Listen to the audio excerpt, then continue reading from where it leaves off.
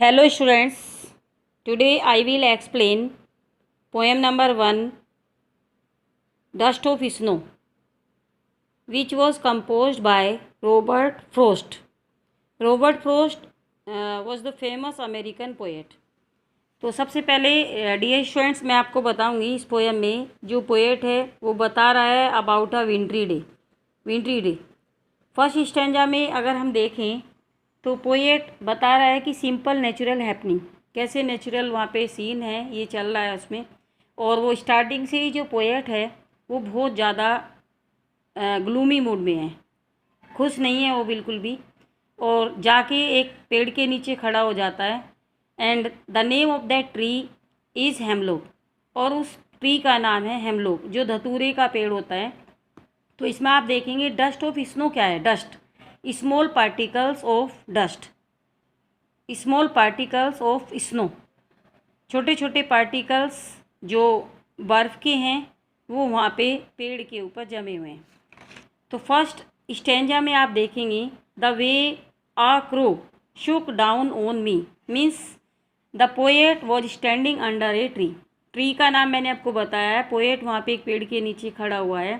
तभी क्या होता है, अचानक a crow comes from nowhere, कहीं से एक क्रो वहाँ पे आ जाता है।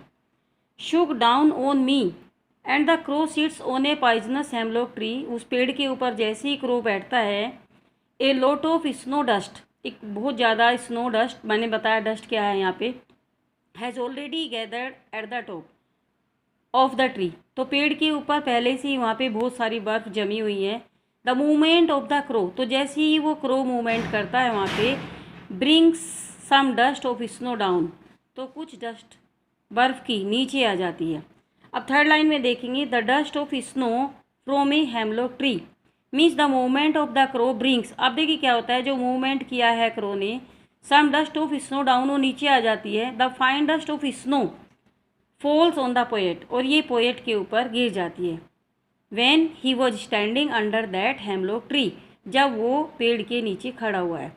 तो आपको स्टूडेंट्स यहाँ पे जानना चाहिए, सबसे पहले आपको पोएट का नेम लर्न कर लेना है, क्योंकि एग्ज़ाम में पोएट का नेम इसमें पूछा जाता है। उसके बाद मैं आपको बताऊंगी कौन सी इसमें पोएटिक डिवाइसेस यूज़ की गई है। Now the second stanza, has given my heart a change of mood. अब मैंने आपको बताया था कि वो जो पोएट है वो बहुत ज़्यादा डिसअपॉइंटेड है, परेशान है, पेड़ के नीचे खड़ा हुआ है। लेकिन क्या होता है, this falling of fine dust of snow on him gladdens his heart, तो जैसे ही वहाँ पे स्नो आती है, उसके ऊपर बर्फ़ गिरती है, वो खुश हो जाता है। A change come into his mood, एक चेंज उसके मूड में आ जाता है। His mood brightens all of a sudden, और अचानक वो बहुत ज़्यादा खुश हो जाता है।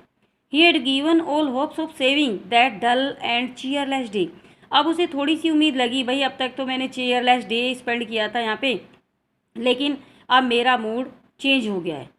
थर्ड लाइन में आप देखेंगे and save some part of a day I had rued, rued क्या है इसमें, जो वो बहुत ज़्यादा दुखी था उसके टाइम को कैसे बचा लिया डस्ट ऑफ स्नो ने। बट नाउ चीयरफुलनेस रिप्लेसिस, अब देखिए क्या होता है, चीयरफुलनेस वहाँ पे रिप्लेस हो जाती है उसके माइंड में। द पोएट रियलाइजेज, पोएट महसूस करता है that the whole day has not gone waste, कि कम से कम पूरा दिन तो वेस्ट नहीं हुआ। At least a part of day has been saved and improved, अब देखिए कम से कम दिन का कुछ तो पार्ट उसमें इम्प्रूव हुआ। The act of the falling of the fine dust of snow on him, तो जैसे ही उसके ऊपर ये स्नो आती है, has cheered his heart and mood, तो उसका हार्ट, उसका मूड पूरी तरह से चेंज हो जाता है, और उसका बाकी का जो दिन बचा हुआ था वो बर्बाद होने से बच जाता है। तो इस पोएम में एंड में आप देखेंगे the poet feels relaxed, relax feel कर रहा वो, and thankful to the nature, और वो नेचर के लिए बहुत ज़्यादा थैंक्स उसको बोलना चाहता है, for saving his day from being wasted, उसका दिन बर्बाद होने से बचा लिया। Now dear students, you should know about the poetic devices. तो सबसे पहले मैं इसमें आपको बताऊंगी राइमिंग स्कीम क्या है इसकी, ABAB। ये राइमिंग स्कीम मैं आपसे अलग से वीडियो में शेयर करूँगी कैसे इसको आप कर सकते हैं। देन अब इसमें आप देखेंगे शुक down on me the dust of snow, तो ओ बार बार इसमें आ रहा है, और जहाँ पे वोवल बार बार रिपीट होता है उसको कहते हैं एजोनेंस। तो एजोनेंस इसमें यूज़ हुआ है पोएटिक डिवाइस, और इसमें जो कम्युनिकेशन है बिटवीन नेचर और ह्यूमंस, इनके बीच में यहाँ पे कम्युनिकेशन हो रहा है। नेक्स्ट इसमें आप देखेंगे poetic device has given my heart, H इसमें यूज़ हुआ है, अ चेंज ऑफ मूड, और इसमें देखेंगे एच कई बार आया है इस स्टैंजा में। तो यहाँ पे एलिट्रेशन है। एलिट्रेशन क्या होता है? जहाँ पे लेटर्स बार बार रिपीट होते हैं, लेटर्स जो वर्ण होते हैं, वर्णमाला जो रिपीट होती हैं, एलिट्रेशन कहते हैं उसकी। तो आपको ये पता होना चाहिए, और आई थिंक मैं सोचती हूँ कि आपको ये पोएम क्लियर हो जाएगी। Now I will tell you some important questions. आपको कुछ क्वेश्चंस मैं आपको बताने जा रही हूँ। How did the poet feel before the change of mood? अब ये जो चेंज उसका मूड हुआ, उससे वो पहले कैसा फील कर रहा था? तो आपको पता होना चाहिए कि he was very in depressive mood, है ना, होपलेस मूड में था वो, और उसको कोई रिलीफ कहीं फील नहीं हो रहा था। तो पूरा दिन उसको लग रहा था कि भाई आज तो वेस्ट ही हो जाएगा, लेकिन किस तरह से जो डस्ट ऑफ स्नो जो वहाँ पे मूवमेंट हुआ क्रो के द्वारा, उसका सारी जो दिन है वो बर्बाद होने से बच गया। Next question is what did the poet think of the day before the fall of the dust of snow on him? तो सेम उसमें यही लैंग्वेज आ सकती है। What is the dust of snow? ये आपको पता होना चाहिए। Dust of snow are snowflakes और स्मॉल एंड सॉफ्ट पार्टिकल्स, ये मैंने आपको तब भी बताया था। And third question, what is the hemlock tree? Hemlock tree क्या है यहाँ पे? तो इसमें आप अगर देखें, हेमलॉक ट्री जो अच्छा नहीं माना जाता है, ऐसी क्रो को भी हम बहुत ज़्यादा इसको नहीं करते हैं, अच्छा नहीं मानते हैं। तो ये सब चीज़ें क्या है? Metaphor, falling snow compares the falling snow to the dust. तो इसमें मेटाफर भी हो सकता है, मेटाफर इसमें जो बोला है। और नेक्स्ट में अगर आप स्टूडेंट्स देखें, और इसमें क्या है,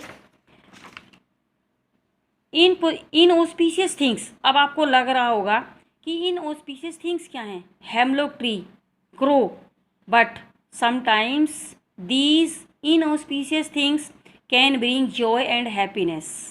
तो हमें पॉजिटिव होना चाहिए। मैसेज क्या है इसका? The message given by the poet through the poem. अगर इस पोएम में अगर हम मैसेज देखें तो is a positive change can take place. ये positive change can take place through negativity also.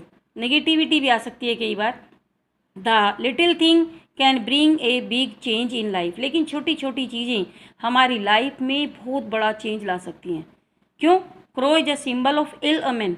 ये अपशगुन माना जाता है, हम लोग ट्री भी ऐसे ही माना जाता है, लेकिन ये एसोसिएटेड हैं with person, are not auspicious things. लेकिन ये ऑस्पिशियस थिंग्स नहीं।